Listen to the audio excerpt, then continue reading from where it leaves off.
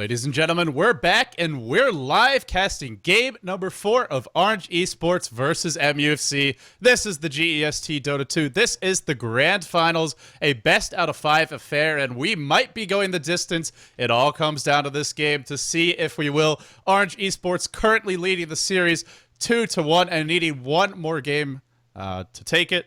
Guys, is that right? Is my math correct? Yeah, my math's correct. Yeah.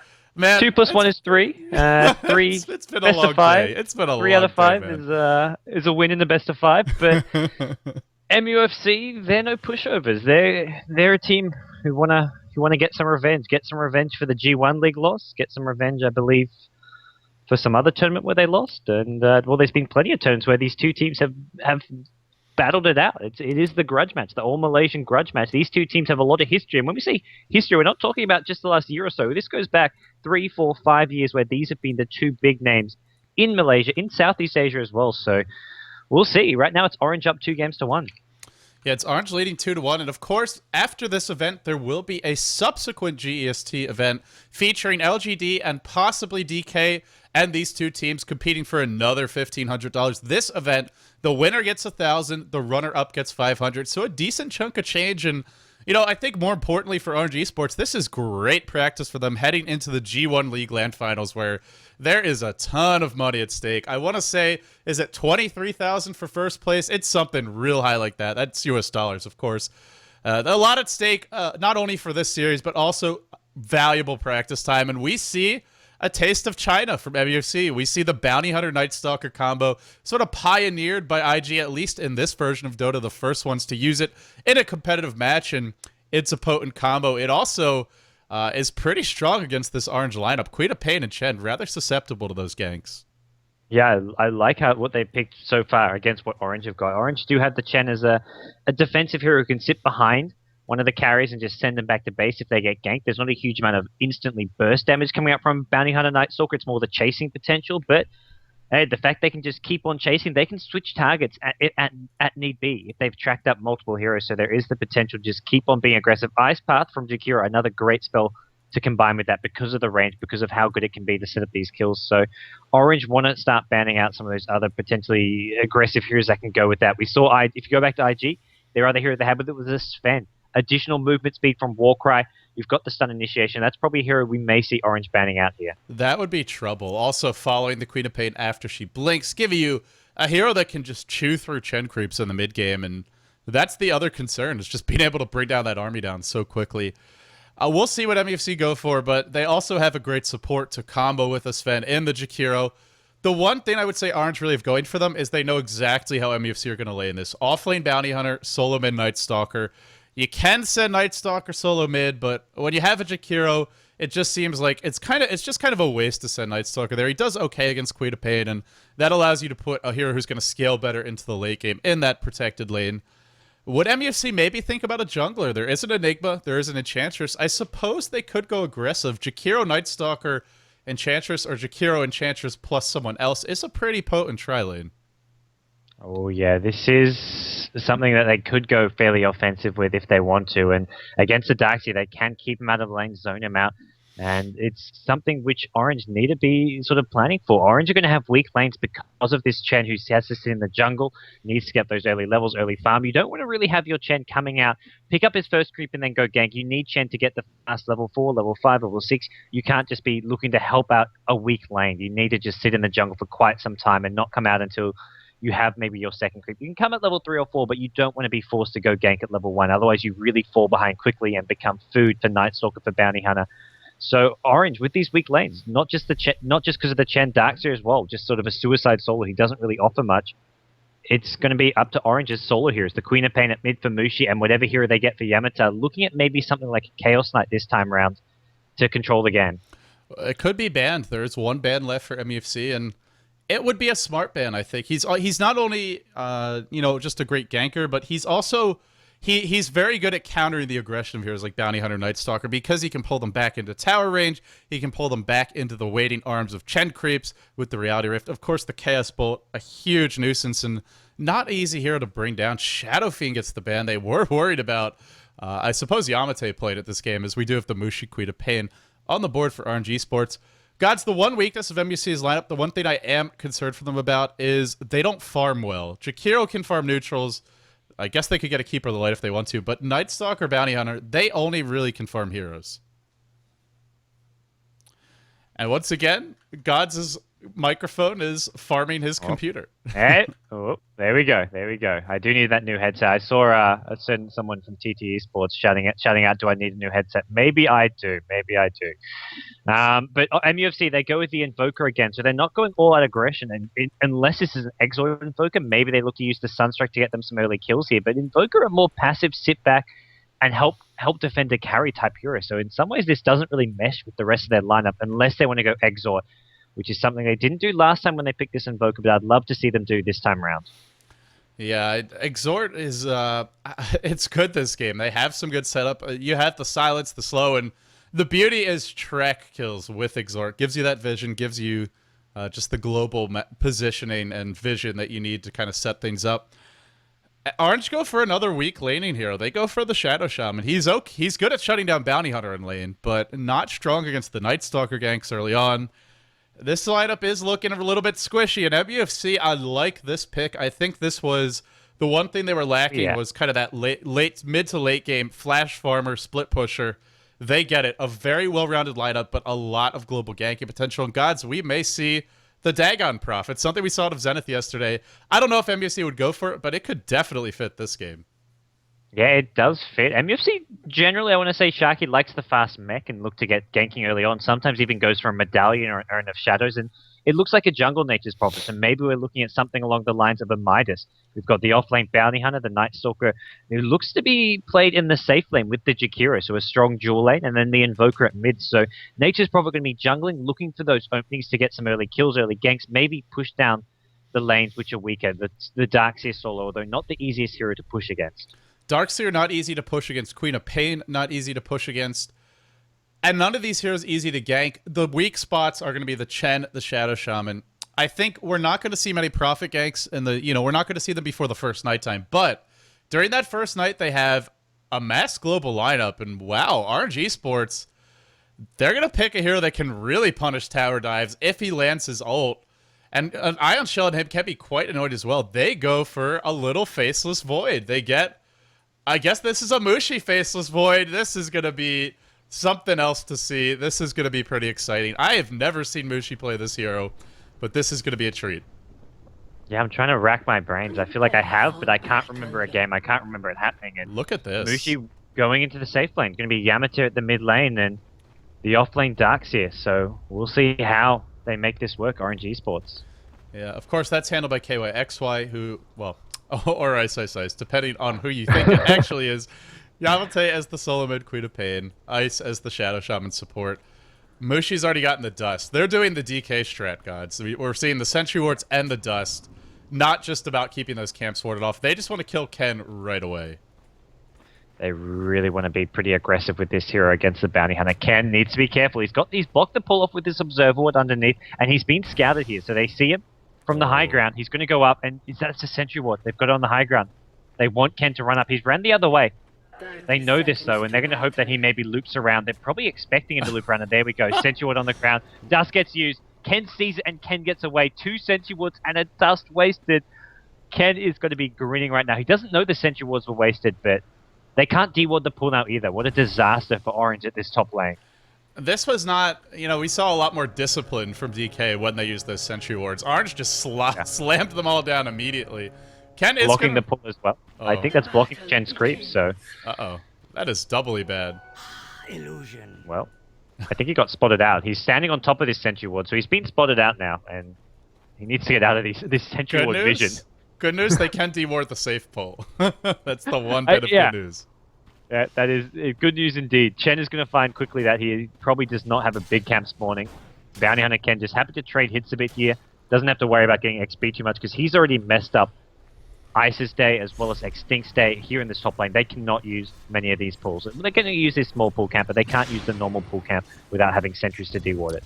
So I kind of like what they've done. They put the Invoker bottom because he is going for Exort, so is going to be able to provide some long-range artillery support for the team, and also the more easily ganked hero, whereas this Night Stalker, very tanky, very annoying to try and kill. So they protect the Invoker a little bit more up against the Chen. I think this is very smart. I think this is probably the better way to lane it for MUFC, and they still get that Invoker able to assist from ganks even all the way in that safe lane. I like the Night Stalker much more level dependent. Well, Invoker is when you go in Quas Wakes, but the Exalt build, the level 2, level 3 Exalt can do a lot of damage with Sunstrikes. I feel getting the early levels on Night Stalker is slightly more important. And we're going to see Ling using the pulls of this mid lane. So he's denying XP, and this will help pull the weight back to Sharky's tower, where he has a slightly safer time farming. So not just having the pure jungle, Nature's Prophet really looking to help out his team, help out the solo Sharky. Now under his tower, does have to tank a bit more damage, maybe miss a few last hits, but he's mostly worried about levels, not about farm. And he's about to get his bottle as well, and it's just... It's amazing how survivable, how durable the Night Stalker is. 6 base armor, just absolutely insane. 740 HP, and great strength gain. There's very few melee heroes in the game that can tank this kind of harass from a Queen of Pain and still farm their bottle and then use the long-range nuke to farm safely. It's not an ideal matchup, but it is a good one. So as far as our other lanes go, Mushi, sure, they messed up big time with the Sentry Wards. They blew a dust. He is still going to free farm in this lane, and Bounty Hunter really can't do a whole lot about it. Quelling Blade up first for Mushi. Is he rushing? Surprised he doesn't have maybe... Well, we'll have to see. I wonder if there's any chance we'll see the Midas out of him. If not, I think there's a good shot Mushi will go for the Battle Fury. This seems like a game where Mushi wants to get really big. Yeah, I feel like... For some reason, I think it was Mushi I saw recently go for a Treads Battle Fury Faceless Void. I'm trying to remember the game. Maybe it was one of the quarterfinal games against Mineski, since you weren't there to see it, but my memory's failing me. Hopefully someone in the chat can remind me of when Mushi played Faceless Void, because I definitely feel like he played it recently. And when he went for Treads Battle Fury, didn't go for the Midas, but for now, it looks like he is going to get pretty much uncontested free farm at this top lane. And the same thing happening a bit at the bottom lane. They've got ohaiyo the Invoker, but definitely a hero who is nowhere near as dominant as a carry as a Faceless Void, but he's going to be looking to set up kills as soon as possible with those Sunstrikes. He's also not able to keep Darkseer out of the lane. That's another weakness of the hero. He's keeping him down a little bit, but he's not stopping him from farming. He will hit level 4. He has got 2 points in Exhort, has got an Invoke, and a single point Quas, so we will see that level 2 Sunstrike. The question is, when can they use it? It won't be now, and Ken is going to stumble across quite a large stack of creeps. Boy, do Orange love their pulls. It's very similar. Not quite as much as Zenith, but they definitely like to get Mushi farmed, and this suggests probably a pretty early Battle Fury for him. Maybe something they just want the Darkseer to farm, but he is getting pretty much whatever he wants bottom. Yeah, it's for Mushi, it's a lot of farm. Darkseer, he's going to get caught out. He does try Surge away. Ice Path is there. It looks like a level 2 Ice Path as well. Nature's Prophet TPing in to ensure the kill. Assists all over the place, and Jakiro gets the first blood. MUFC, they strike first. They've got Tranquil Boots on the Invoker, interestingly enough, and that's a nice little gank of theirs at the bottom lane. Well, the Tranquil Boots will help you just to... You're going to tank the Ion Shield occasionally, unless Jakiro's just constantly nuking the creeps, so helps you a bit in that regard. Illusion. Well, it seems to be a familiar story. MUFC good at striking first, getting those first bloods.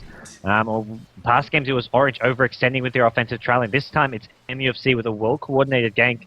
They do have to worry about Mushi farming, but just getting these early kills is what their lineup is designed to do. They've got Nature's Prophet Ling in the jungle. Where is he going to go with his items is the question. Does he go for an early ganking build? Does he look to go for a more farming DPS type build with a Midas? He's so far been showing signs that he wants to gank and gank early. He is going for Midas. Gloves of Haste already in the base on the floor of that fountain, so... Yeah.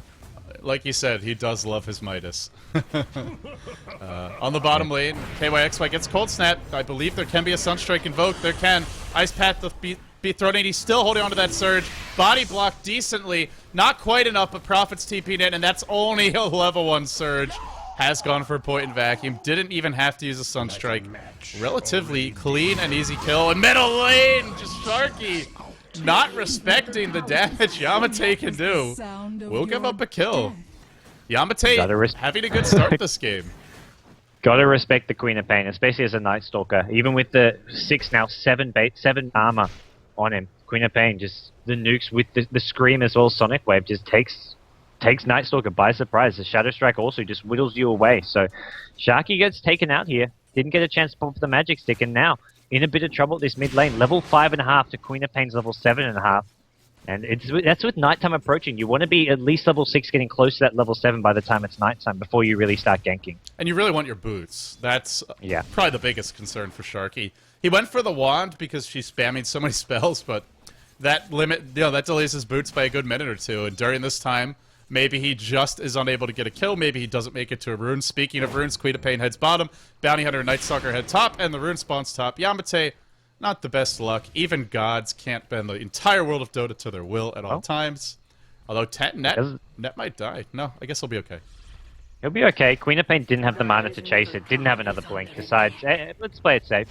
Net does have a salve up, so he's still in this bottom lane, and Darkseer maybe going to expect Net to have to gone back to base there. I don't know if he knows that Net has a salve. He needs to be careful he doesn't overextend again. Otherwise, they'll look for another kill here at bottom lane, as it looks like Darkseer is playing very safe, very defensive, hugging his own tower for the time being. Gods, it's nighttime. Let's see what MUFC can make happen. They have a Night Stalker, they have a Bounty Hunter, they have an Exhort Invoker, and a Prophet. They have a team full of ganks, and Yamateh is in a bit of a pickle. Prophet cancels the TP once, TPs again. Really deep area to TP to, and he will cancel it a third time, not opting to go in the end. Meanwhile, top lane, Mushi jumps in. Chronosphere does reveal invisible units, so they have dust. They do. Ken will fall. A crucial kill. Killing off Ken before he gets tracked. Bottom lane, though, they've gone in on the Darkseer. Darkseer going to try to surge himself away. They don't have the Invoker there. The Sunstrike's land. He tangos out of the Sprout. Great control of the Darkseer there for once. He's been picked off twice, but this time around, he deals with the gank perfectly. They don't get that kill, and that's an important one to avoid. That would be Nature's Prophet, pretty much with a Midas if Nature's Prophet gets that kill. In comes Yamateh on the middle lane. Has the ult back up. You know, this does not favor Sharky, just to sit mid and try and farm versus Queen of Pain. This is not why you run the Night Stalker mid. Ideally, you want to be ganky with the Bounty Hunter and the two other global heroes. Or semi-global in the case of the Invoker. But so far, you know, he's still getting controlled pretty well in this lane by Yamateh. I wonder at what point we're going to see that change. It looks like they want to go on Yamateh, but it's not going to be easy. Ken, wasn't paying attention to his Shadow Wall cooldown. Will be spotted out, and now Yamateh knows he needs to be careful. Yeah, bottom lane, another fight over these runes here. This time Jakiro he gets vacuumed to the high ground, Jakiro. In comes Nature's Prophet with a Sprout, no more tangos left. Cops a full duration Sprout, Sunstrike as well as the Ice Pass from the high ground, but, well, Net's still stuck here. He's gonna maybe be in a bit of trouble if Yamateh comes and pokes around, tries to get the kill off. TP already being couriered out, so looks like Net's gonna be okay out of this one. He has got the Ice Path if they try and get him. Yamateh, or Mushi is going to be rushing the Battle Fury mid lane. Blow's being traded again. Like you said, Jakiro should be able to get out of here. There's nobody else really anywhere close to try and cancel a TP. He'll be fine. They haven't touched Mushi. He is our lead farmer this game. He is our lead here in terms of net worth. Invoker is getting close to, in fact, has a 4-staff. Ohaiyo is a really early 4-staff. I don't know how much it does. You can't 4-staff out of Chronosphere. Orange have quite a few actual disables. They're not entirely reliant on slows, but it's always going to be a decent item. We'll see what Ohaiyo does. I thought maybe he would go for the Midas. We see, you know, Admir, I think, is the most notable player from Europe who loves his Midas Exhort Invoker.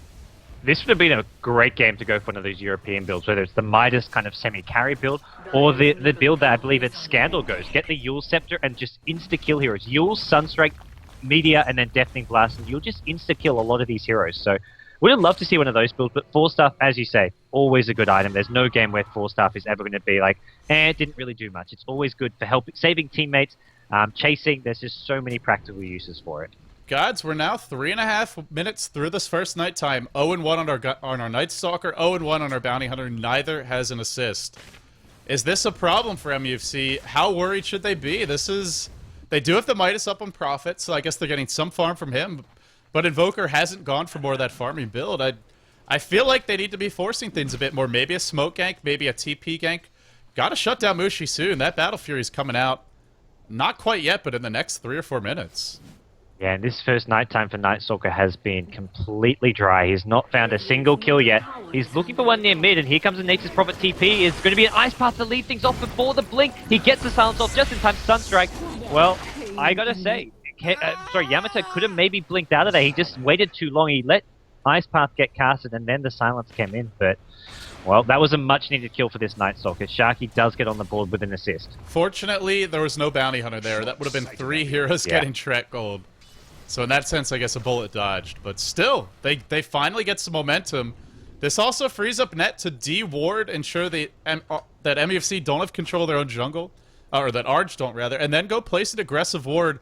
And this is a perfect game to do it. You've got the global options. You've also got the tower diving mid, where Ice is in quite a lot of trouble. This is exactly how MUFC want to play it. I guess maybe Ice lit a fire under their butts, or whatever the case is. Now they're fighting kills left, right, and center. Yamateh, though, could turn this fight around. Has already used the ult, sorry. But will be able to pick up the 1 kill on the Prophet, and now might pay for this. Blinks away, will survive. Sharky gonna just hoof it out of there. Still Mushi left entirely unpressured on this top lane. Yeah, that's really the worry. If they're giving Mushi free farm, they need to be using the Bounty Hunter Night Stalker duo just to get kill after kill, get track gold, get kill, and just really put Orange on the back foot. And sure, they kill Queen of Pain once, they put a bit of pressure on mid lane, but I just don't think that's enough. They're going to try and make it some pressure at top. Traps on both Mushi as well as xtinct. xtinct now on the run. He's already used the ulti. He gets picked off. Next to go is possibly Mushi. No ulti, no Chronosphere. He's cold snapped up, actually wears off, and Mushi, well, he seems to be having enough backtracks go his way that he's still alive in this top lane. Not enough damage to deal with him as well. Because there's 5 heroes tops, this buys time for Ice to do some critical dewarding in his own jungle, make sure that MUFC don't feel safe running up these hills. If they do, they'll be doing it blind, and that in and of itself is a pretty nice thing for them. Meanwhile, MUFC trying to push top. Like you said, if they're gonna let him farm, they gotta make sure they're not just getting kills, that they're getting track kills, and we'll see if they're able to find track kills, but if they can't, they have a Prophet, they have a Jakiro, who, even without Liquid Fire, is still gonna help them push a lot. Ohaiyo is, interestingly, it doesn't look like he's going for double Forge Spirits. He's going for Max Exhort. Maybe we will see a Yule Scepter next. Yeah, it'd be a nice little setup for him. He has got a second point in class, but he hasn't got the double Forge Spirits coming in yet. But if they really want to start pushing using the Nature's Prophet, they've got, well, Jakiro hasn't got any points in Liquid Fire yet, but maybe later on they want to get those Forge Spirits up. And that's something which I feel MUFC have a good lineup to be doing, pushing and pressuring towers. Problem is, Orange is just one of the best teams in the game at dealing with teams who group up and push. Their split push capabilities and just the way they execute it, Yamateh and Queen of Pain, they've got Mushi just doing it with Faceless Void. It's done perfectly. And Mushi, even when heroes TP bottom, he's like, just time walk to the trees, TP out. He's not worried. Meanwhile, xtinct is getting caught out Ice Path. We'll find him again. Net has just been money with these long-range snipes. In comes the Surge bottom lane to go on Ohaiyo, who could force staff away, but won't even be forced to in the end. A lot of forcing going on this game. Midas off cooldown for lane in a few seconds. He is up to 1,500 gold. Sharky farming the enemy jungle. You know, MUFC, they're doing a decent job of flexing their muscles. It feels like it's enough, but it's not clearly enough. It's sort of, it's like right at that, you know, tipping point. Could go either way. I really would like to see a few more track kills, and that they would as well. Sunstrike coming in is not going to hit. Dust is here. They somehow knew Ken was in the neighborhood. They're going to vacuum him back in. Ice running one way, and then KYXY running the other. Now sprouting in the Darkseer, but it's just not enough.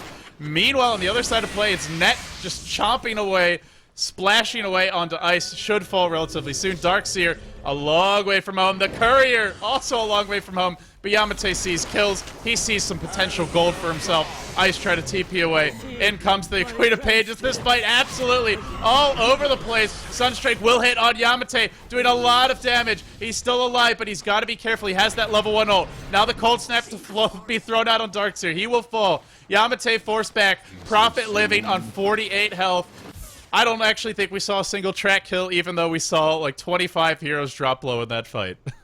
Yeah, Bounty Hunter died before things started off, and by the time he comes back up, Bounty Hunter has not been involved in a single kill. 0-2 and 0 for Ken. It has not been his game. Orange have really dealt with Bounty Hunter well, from the sentries, the dust, everything at top lane. They managed to put him under a lot of pressure, and whenever Ken moved around the map, he went mid. He didn't get the right timings on his shadow walks. He got spotted out, and as a result, Orange just have prevented him from getting involved in this game, and that's the one hero which MUFC have to have involved. Him and Night Stalker are just crucial. But most of the action's been coming, I want to say, on the back of the Nature's Prophet from Ling. He's really been setting up, or at least backing up, a lot of these initiations. Yeah, him along with the Jakiro. 2-0-6 for the Jakiro, 2-1-5 for the Prophet. You're right, these two, sort of, you know, the Prophet, not really a support, but despite getting the Midas, Lane has been very active, and it's impressive. He's not AFK farming. And of course, Jakiro just, you know, like you said, Yamateh could have blinked out of that one if he'd been a little bit quicker. But hey, he's going for the Ice Pass, and they're hitting. I feel things could be going a lot better for MUFCs with this lineup as far as early aggression goes. They're not going to be happy with their execution, but the good news is this is a Mushi Void, not a Mushi Anti-Mage. Void is a hero that can be shut down a lot easier than an Anti-Mage. He doesn't get as out of control as an Anti-Mage. He does bring a slightly stronger team fight, but with the heroes MUFC have, you're looking at Invoker with this nice AoE damage, some decent lockdown. You've got a Sheepstick probably coming up from Nature's Prophet. They've got great lockdown, the long-range Ice Path. They've got heroes who can deal with a Faceless Void, and much better than they would if this was something like an anti-mage. So I feel for MUFC, even without the ideal start, they've still got heroes, if they play this well in these team fights, to be able to defeat Orange, even with a lot of farm on Mushi. The Night Stalker silence, crucial against Void, crucial against a lot of heroes on this team, and two natural Hex carriers who are rushing Hexes. Lane, Ultimate Orb, no power treads, no mechanism, going straight for Hex. The same for Ohaiyo. Natural Hex carriers, sure, he might be... Void is the strongest carry in this game, and he's the most farm, but if you're Hexed, you can't use all those damage items. Well, Orange is gearing up for a defense of this bottom tier on tower. Yamateh off to the side, going to get ready to get that blink in. He has got that level 10 now. He's got the maxed out blink, so he's pretty mobile in these team fights, and it looks like Orange want to contest this. Oh, there's the Strack, and then comes the Invoker. Oh, everything will burn. Everything will be immolated. The wards get dropped, but they're out of range. That's a pretty huge mistake. In comes Mushi. And thought about a Chronosphere, but just wasn't a full range Time Walk, it didn't look like. Now the track thrown out onto someone who I believe was Invis. Yeah, Yamateh was Invis, but scouted out by this Sentry Ward. Will start bottling up, not going to waste any time. Trying to fight a kill. That fight looked like many more heroes could have died. I think the big thing is wards wasted a bit and Mushi very late to the fight. Oh yeah, that's good news for MUFC. Getting a kill like that, they don't get a tower, but they're not worried. They get the track off on a hero like Yamateh. Just getting off one track and then back off. You get the movement speed and you get the vision. They know what Orange are up to. They know not only where Yamateh is, they see heroes around him. They can keep track of it and they can prepare their defense of this bottom lane if they want to. It looks like it's too low that they're just going to give it up. Orange going to get pretty much an uncontested tower. Oh, Sunstrike hits Ice. That does more than half his HP. This is why Invoker is maxing out the Exort here. Although he's not going for this setup Yule Scepter, but it does so much damage to these squishy supports. It helps that Xtinct is having, I think, the worst Chen game I've seen from him in a long time, and I wouldn't say it's all his fault. It's also the lineup he's up against is tough. Yeah. A few things went wrong, you know, with that early attempt to kill the bounty hunter. But boy, he doesn't even have a mech yet. Normally at this point, he's got his mech, he's got his point booster, and he's rushing that Aghanims, or he's building, you know, an early Vlad's, an early pipe. He is really behind, and I think this is a very important hero. You know, sending back heroes like Queen of Pain or Void when the fight's falling apart. Sure, maybe your supports die, but as long as those carries, those semi-carries are alive, you can probably turtle things out. But with him so underleveled, who knows if he even stays around long enough to turn the fights. Yamateh gets caught in an Ice Path again. He's just blinked here. His blink's on corner. He does get out. He's being tracked up, though. They'd love to kill Yamateh. He's got this gem, and he's been dewarding the map all over, making it hard for MUFC to find kills and to just sort of be safe and secure in their own side of the map. But Yamateh gets away on about a couple hundred HP. And with this, it's going to be MUFC back, forced to regroup once again. They don't find the kills that they need to. They need these Sheepsticks before they can really lock down Queen of Pain, as well as the Faceless Void, even Darkseid, to prevent him from surging out. So many of these heroes require Sheepsticks to actually be killed. It's completely true, and even with them, you know, if Void gets some lucky backtracks, he may live anyway, but it's an important component of their team fight. I expect to see a BKB rush from Mushi. Seems like a game where it's not just the Sheepstick, it's the silence as well, which can absolutely ruin him. Even something like Cold Snap can make your life very unpleasant, so probably a BKB, and Mushi will have it relatively soon in the next couple of minutes. Don't think there's anything on the courier to that respect. No, there isn't. It looks pretty, you know, I gotta say, this game, it really hangs in the balance. The gold graph, dead even. In fact, more even than you'd expect, and Orange actually winning in that department. Do have a slight tower edge, I believe. Yeah, up by one tower. Up by 2 towers, actually. So that's where most of the gold advantage for them comes from. Even up against the Double Midas, though. To not be behind when you're down 10-4, and you're up against potential track gold, that's pretty impressive.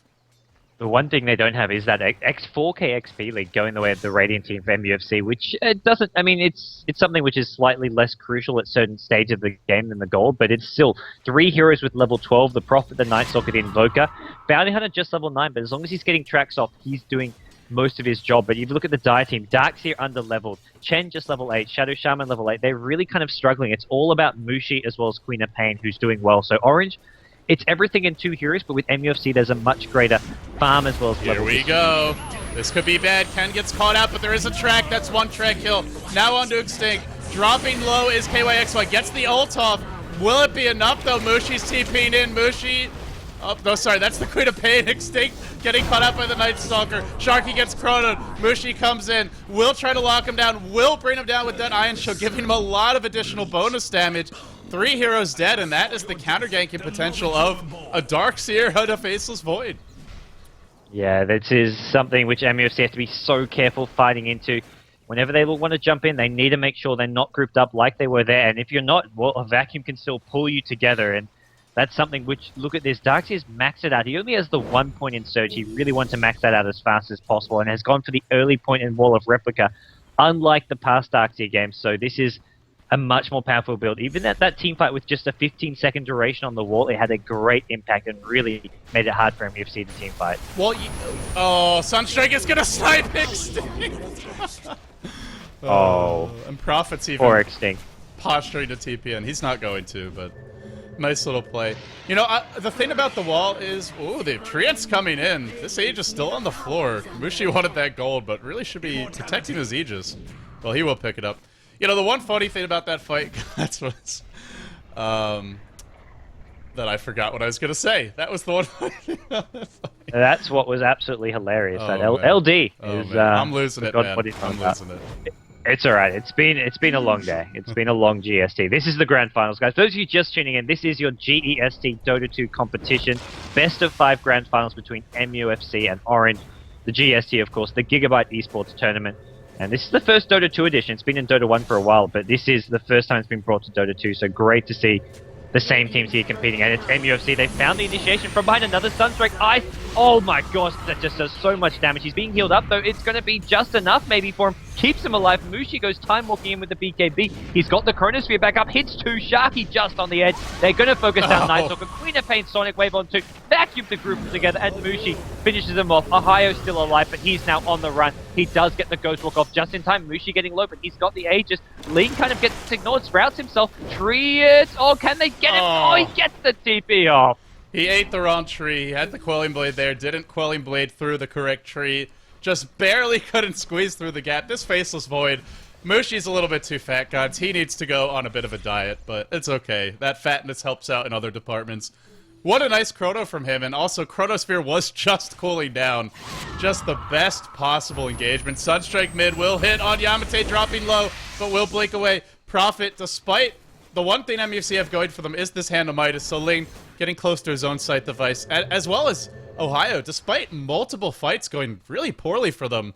They are going to have the double sight device, and where there is a sight device, there is the potential for a big comeback.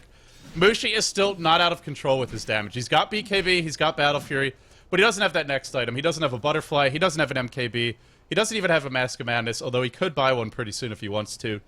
MUC still have a shot, but they've really got to stop making these kinds of mistakes. I remember last time Mushi went Maelstrom. I definitely remember Mushi playing Void. He went Maelstrom as his next item after the BKB, which I wasn't expecting, but maybe something we'll see again. I know Burning likes to go for the Butterfly afterwards as his third item. Burning's been playing a lot of Faceless Void recently. Mushi TP on the mid lane. He's got no Chronosphere, but he wants to take this fight. And MUFC, they immediately retreat. Problem is, can Net get out of here? It doesn't look like it. He's going to be the sacrificial lamb. Mushi really got a BKB for that one. Don't know if it was necessary, but hey, it will secure the kill. Does pick that kill up. Now even closer to his next item. Lane back to the jungle for him. Sight device now complete. You know, the only question is, can they actually find openings to use these? Orange are a bit of a death ball, especially with this Darkseer in the back lines, who's getting very close to his pipe. Headdress about to come out. As we see the next team fight about to come up, the gold graph swings heavily in the favor of Orange. Over 4,000 gold lead as far as experience, around 2k for them. Now time walking forward. Mushi is tracked. They do spot this full rotation. But it's Orange don't seem to care. Gotta know that he's tracked at this point. And, well, whatever. We're just gonna go push bottom. You can't stop us. Well, one thing they're not worried about, I don't think. I mean, track's annoying, but I don't think they're worried about the Bounty Hunter having too much of an impact. He's still really underleveled, has only been involved in the one kill which he recently got, which was a track kill, but he just has not been there for his team when they've been getting these kills. They need that track goal, and that's why Orange are suddenly pulling ahead with one team fight won. Orange are the ones leading the way. They're going to drop it on the surfboard, just chip away at this T2 tower. They probably will get this. Doesn't look like MUFC are in a position where they can contest it. Sunstrike gonna miss completely. Mid lane was taken down by Sharky, who has gone for the Aghanim Scepter. This is normally an item you see when you're ahead a lot more than this, but a cold snap on the Mushi, bringing him low, has the BKB, has the Chronosphere. Will he use it? Track is there, jumps in, deafening blast. This does go through BKB. Oh no, sorry, it doesn't, I guess. I thought if it hit you first, it did, but maybe not. They go in on Ling, the Chronosphere drop. Man, I am lagging so badly right now, but they do find that kill. Now the Darkseer getting picked off. Night Stalker is here. Mushi dropping the Chrono, only find he won. Does Prophet of Buyback? He does not. But without that Chrono, I don't know if they can push this. They're thinking about it. Well, they took out Nature's Prophet, who does have the sheep stick up. I think they have to back. There's a Sight Device on this Invoker.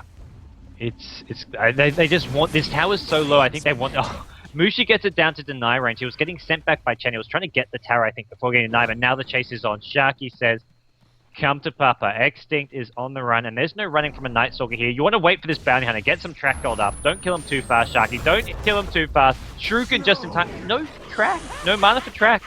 Yeah, had the Shuriken there. Otherwise, he was going to TP away. Oh, yeah.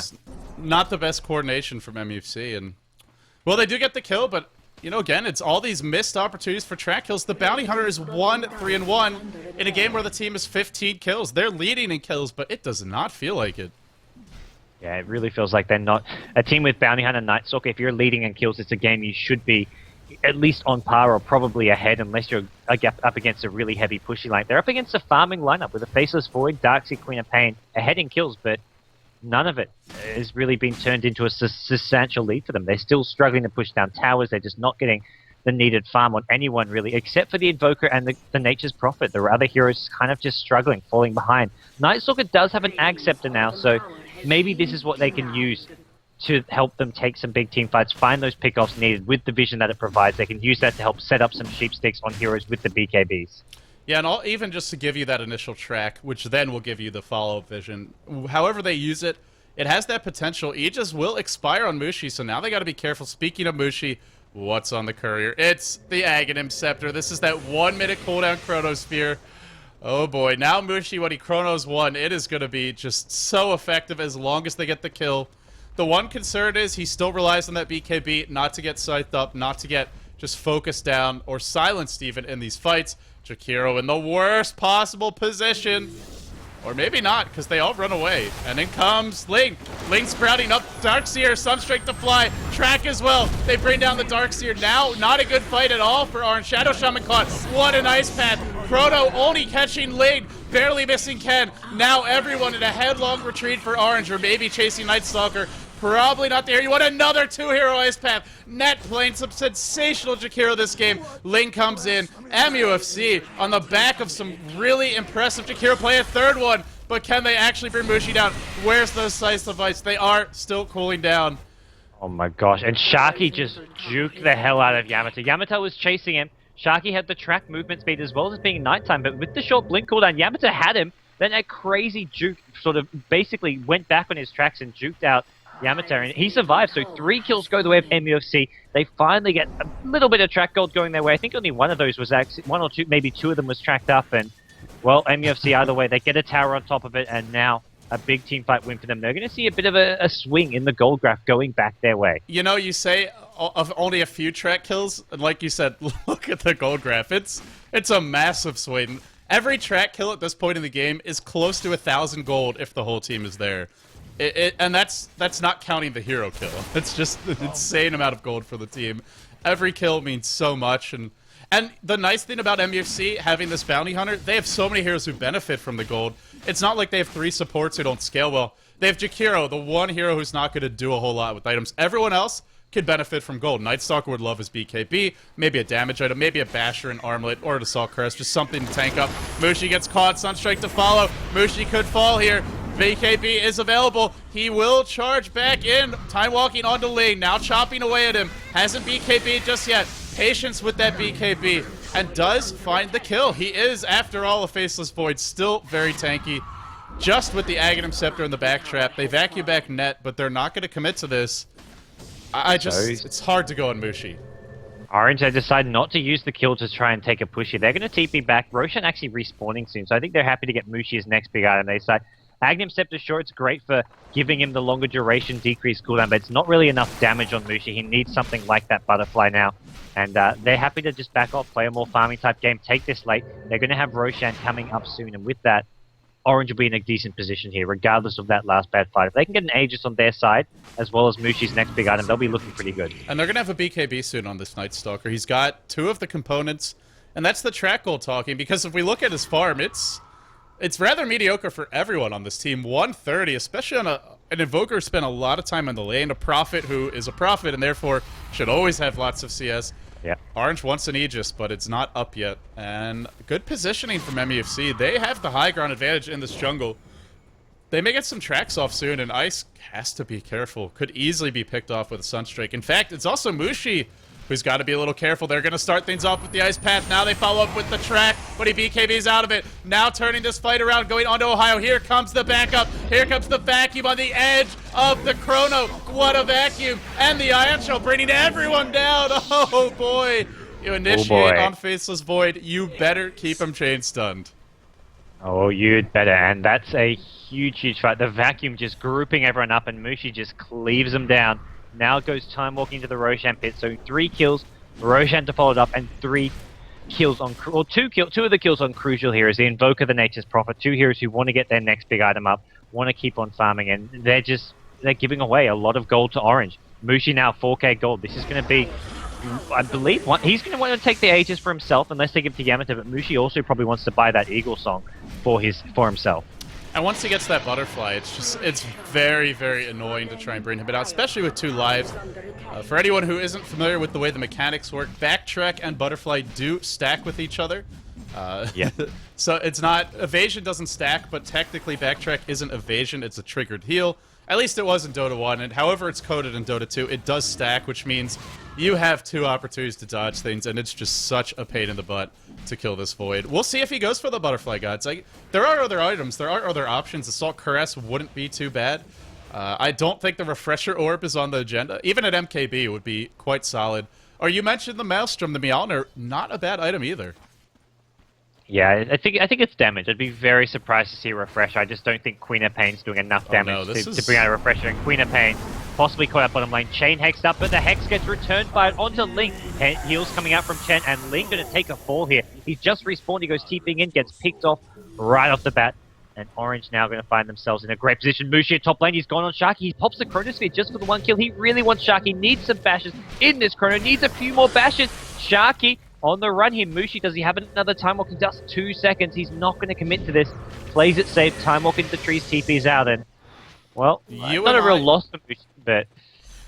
You and I talk about this all the time, guys. Mushi and his love of saving gold. Imagine if he had even a component of a damage item there. An Eagle Horn, 25 damage, 25 attack speed, you know, a completed Crystallis going towards a Daedalus, whatever he wanted to build, even a Demon Edge. He gets that kill. He almost certainly gets that kill. And sure, with the Aegis, there's just not much of a reason to save. Like you said, his mechanics are so good, he can get away with not buying these items in most cases. And sure, not a disaster for Orange, but I think these sorts of things, even these slight mistakes against a team like IG or DK at the G1 League, you're not getting away with that sort of stuff. It can cost you a fight, and then the turnaround can happen. I agree. Against an experienced team or in a close game, those are the kind of kills you just have to get, or you want to get. You want to get those little pickoffs, and then even if you're just backing off, not getting a tower of it, Mushi goes in again. Once again, he says, oh, hey, Ken. Goes in, drops a Chrono. This short cooldown on the Ag Scepter. I don't know if there's enough damage. Some more bash, like he gets the bashes. If that's not a bash at the end, he does get the Time Walk off, so this time it works out for Mushi. Well, and the Chrono's been back up soon, so I agree. He needs another damage item. He's picked up a Demon Edge, I believe, so we'll see either an MKB or a Daedalus coming out maybe, soon. Or maybe a Rapier. Oh, man can dream, can he? Deputy Blast Meteor thrown out. Huge team fight breaking out mid. 2 heroes already dead for the Radiant. Now the Darks here, counter initiated upon. He'll be brought down. Yamateh charging in, blinking over the wall. Now going to retreat on out of there. And it looks like Orange may be thinking about going back in. They're still grouped up mid. They have that 1-minute Chrono that's coming online soon. And it's that damage item. Whatever he wants, he could buy it now. You know, I think the TP scroll, maybe you just drop that. This would be huge. in that earlier engagement top, it was the Bounty Hunter. If that was the Night Stalker again, I think maybe he's able to run away or TP out. Comes down to the Bash Slug, but Bounty Hunter a lot squishier. Yeah, Bounty Hunter, the slightly lower HP, less armor. When I say less armor, I think it's less armor. No, both got 12 armor, but either way, looks like Mushi. There we go. He sells his TP. He's got an arm coming out. It is an MKB. Help deal with, well, I guess the mischance coming out from a Night Stalker silence. Apart from that, there's not much else evasion going on, but it's still a useful item, and it is DPS. It is something which will help him take down these heroes a lot faster, and also gives him a tiny bit of attack speed. You know, I remembered what I was going to say a while ago, and now I think it's an appropriate time to mention it, which is simply to remind all the new people who are joining us, this is game number 4 in a best out of 5. This is the GEST Dota 2 Grand Finals, an all-Malaysian affair. Meanwhile, bottom lane, enough about that. KYXY, it's just the incineration.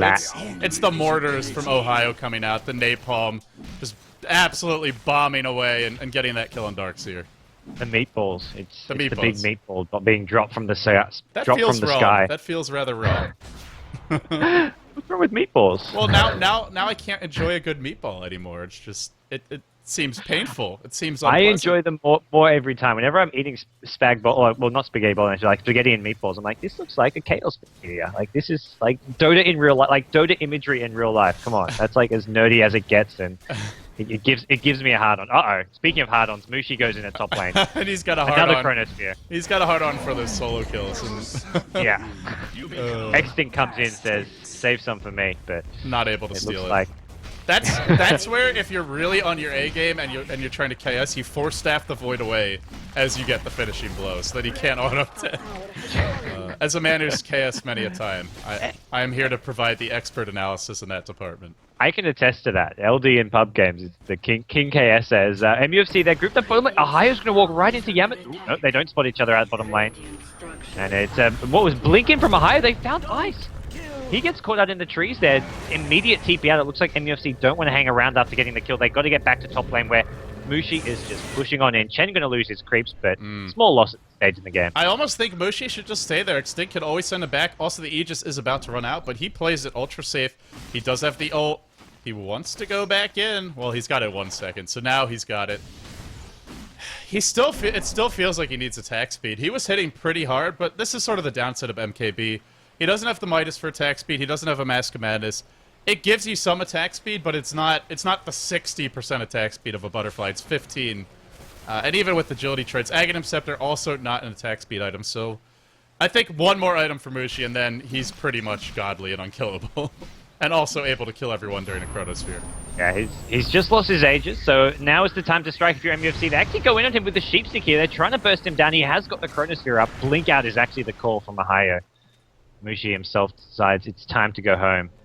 Great positioning from Xtinct. This is something that Xtinct does very well on his Chen, even if he has what really was a horrible start this game. Well, you can't have good position against this guy. Race Car Night Stalker, what a stun by the Centaur in the midst of all the action, but no BKB yet for Mushi. Now hexed up and deafening blasted, just unable to auto tech. Now will BKB. Now we'll start chopping away. In comes yamateh, unloads, unleashes the pain. Queen of Pain making some heroes sad today. yamateh wants to clean up the TP away. Will be successful, barely escaping Isnet. But unfortunately, Hero Jakiro, the most he can do to be a real player for his team is to run the hell away, and that means Mushi. He wants to go high ground gods, and with the Aghanim Scepter, by the time you get to the base, the ult's back up again. It's ridiculous how fast this cooldown is. Who needs Aghanim's refresher when the refresher's kind of redundant when it's a 60-second cooldown? It's not, I mean, having 2 in 1 fight is kind of great, but it's better to have an additional damage item. He doesn't have the MKB here. He's doing far less damage. And, well, here we go. They go high ground. The cooldown for the Chronosphere in just 5 seconds time. And I mean, there's plenty of time. Nature's Prophet Night Stalker is still dead for 20 seconds. Neither hero able to buy back, and it looks like Orange may be able to take a set of Raxes here. Oh boy, those Sunstrikes are still a nuisance. Now they hex up the Darkseer. Chronosphere Void jumps in. Once ohaiyo will easily claim him. Has the BKB, has popped it. Queen of Pain unloads. Oh boy, these mass Aghanim Scepters on these heroes just allow them to find so many easy, quick pickoffs. And with that, Orange claimed the first Rex of this game, already leading the series 2-1, and not quite having secured the 3-1 victory yet, but looking in a commanding position to be able to do it. Oh yeah, they're looking very good. Ling trying to turn things around for his team. He's got a Maelstrom, he's got some big damage, he takes out Ice, but that's just the support Shadow Shaman. He's now going to fight his way through some big boys.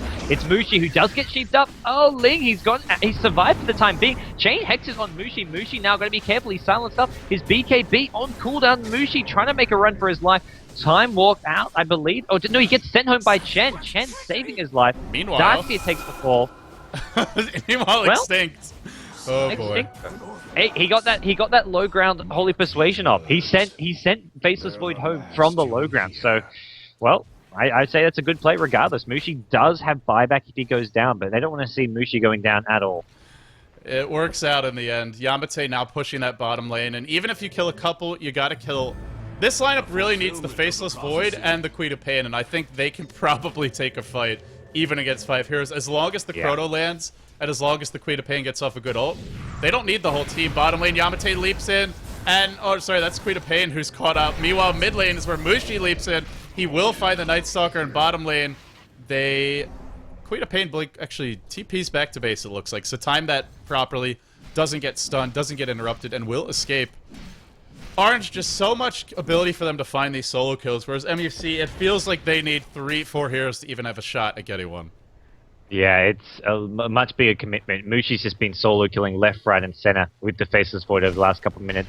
Apart from that, Queen of Pain less so, doesn't have the sheep stick up, doesn't have the lockdown, but all they really need to do for Orange is have that 4-1 split. Mushi looking for solo kills and solo pushes, while the other 4 heroes, they stick together, they apply some pressure. They take a team fight without Mushi. They're happy to team fight without Mushi because as soon as it breaks up, Mushi makes his way. He's there by the end of it. Because of the Chen heals as well as the Darkseer pipe, the mech, the teamfight goes long enough that they always buy time for Mushi to arrive, and by then, once he's there, it does end very, very quickly. MUFC really, in game number 4, they're looking like they're in a bit of a pickle here. Orange just seem to have their number in most of these big events, in most of these crucial matchups. We saw it in the G1 League. We're seeing it again possibly here today. They're not out of this one yet, but it's going to take something special to turn things around, and it looks like they're giving away the Aegis for free. Not even going to contest it. Also a cheese, and Mushi up to 8k. Come on, Mushi. Buy the Rapier. You know you want to. No, he wants to Chrono Ken. He wants some more kills, and 12-0-7 on his Void. His control has been pretty damn solid this game. Oh yeah, flawless play from Mushi really this game. There can't really have been too many mistakes. Except spending his gold. Except spending his gold. As far as the hero mechanics has been spot on. Sharky though, he gets caught out. He does get off his BKB, and it's Orange.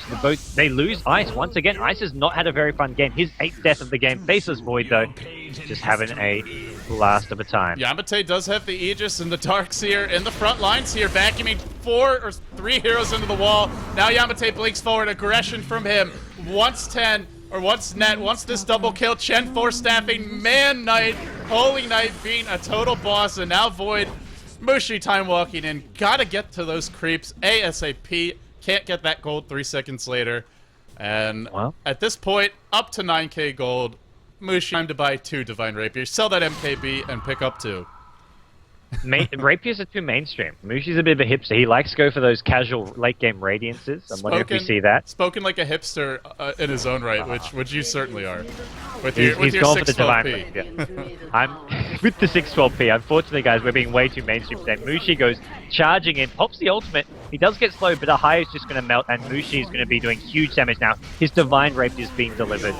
He's just going to tear apart this base. Bounty Hunter, the only one left standing, and he's saying, "Mercy, mercy, please." And Mushi's saying, "Only because I can't see you this time." Look, well, the Rexes go down. It looks like Orange are going to take game number 4. This is your GEST Dota 2 Grand Final, sponsored by Gigabyte, hosted by Dota Talk, and myself, LD, are your commentators. And this has been a lot of fun. 4 games. We didn't go the full distance, but MUFC, they had a fantastic game 1, but Orange, once they sort of figured out MUFC, they kind of just pulled away with it. It seems like even when Orange beat MUFC, which has been happening a lot recently, they always seem to give away at least one game. Mushi just chopping away the bashes. Not quite as many as you would like, but enough when he needs it. Kenta fall as well. Sharky next in line. Chop, chop, chop. And they all fall down. Orange will be taking this series. The official GGs come out, but as MUFC realizes, this tournament, a decent amount of money on the line. Of course, there is that follow-up event with LGD and potentially DK or another Chinese team as well. But guys, this is all It's sort of like the mini international sense. It's like what we saw with the Beyond the Summit World Tour. It's all about preparing for that big money, big prestige event that's coming up in just 2 days' time. Can you believe it? The G1 League Finals about to kick off as well. Yeah, absolutely. That's why MUFC, all good sports in defeat, are wishing their fellow countrymen luck in the G1 League. Even though this is a bit of a grudge match, these two teams are rivals. When it comes to Orange going to China, MUFC will be cheering on Orange without a doubt. Their fellow countrymen, they'd love to see Orange come back with a title from the G1 League. Orange are going there as underdogs, going there as the only non-Chinese team. The crowd is going to be against them, but that's a familiar feeling for them, I feel, and that's going to be a great event this coming weekend. But for now, Orange are your champions of the GEST Dota 2, your first edition. They take the grand finals 3-1. Hats off to MUFC. They walk away with $500 with that second place finish. Orange walking away with $1,000. Both teams do get to play in the follow-up tournament, which is it's still part of the first GEST Dota 2. There's a challenge tournament with both, I believe, DK and LGD. That's going to be played, I think, during next week, according to the Dota Talk admins. You can follow Dota Talk and they'll inform you of all that. But, well, what a series, LD. What a series indeed. Thanks, of course, as always, for joining me in these. And, we mentioned it, dotatalk.com, the place to go for news. And, of course, if you just want to support the organizers of this event, facebook.com/dotatalk, facebook.com/GEST Dota 2. If you enjoy our casting, be sure to follow GoDz, Facebook, twitter.com/ggnetgodz, and me, if you like me as well, Facebook, twitter.com/ldDOTA. All today's games will be available for free as VODs on this Twitch channel and also on YouTube, youtube.com/ldDOTA, youtube.com/godzstudios. That wraps it up for the GEST Dota 2 as far as the Southeast Asian event goes. But as God says, there will be another event coming up soon, sort of the challenge series. If you want to know more about that, be sure to follow everything I listed above, especially if nothing else, be sure to follow me and GoDz, and we will keep you guys posted. We will let you know when those matches are coming up, and if all goes well, we will be casting them for you as well. Thank you all very much for joining us today, and thank you for showing so much support for Southeast Asian Dota. It's been a really impressive turnout lately, and I hope we see a lot more of it in the days, the weeks, months, and, hey, I'll say it, years to come. Love you guys. Thanks for supporting us. Thanks for supporting the teams. And for now, this is going to be LD and GoDz signing off.